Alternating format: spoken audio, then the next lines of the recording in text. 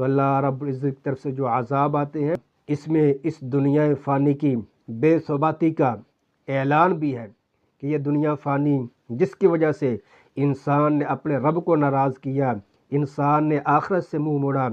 قرآن سے تعلق کمزور کیا، نماز روزہ حج زکوٰۃ جیسے نیک عظیم اعمال سے روگردانی کی اور دن رات وہ اللہ کی نافرمانیوں میں لگا رہا، اس دنیا کے حصول میں، دنیا بنانے میں، دنیا کی شہرت ناموری میں، دنیا میں نام بنانے کے لیے جس نے اپنے رب کو ناراض کیا، اپنی آخرت کو بھولا، تو مختلف عذاب زلزلوں کے ذریعے اللہ رب العزت اس دنیا فانی کی حقیقت بھی انسانوں پر واضح کرتے ہیں کہ اے انسان، جس دنیا کی وجہ سے تو نے مجھے بھلایا، مجھ سے تعلق کمزور کیا، اس دنیا کی حقیقت ذرا دیکھ، یہ بالکل فانی ہے، فنا ہونے والی ہے، اور تیرے لیے کامیابی اور کامرانی اسی میں ہے کہ تو فانی کی بجائے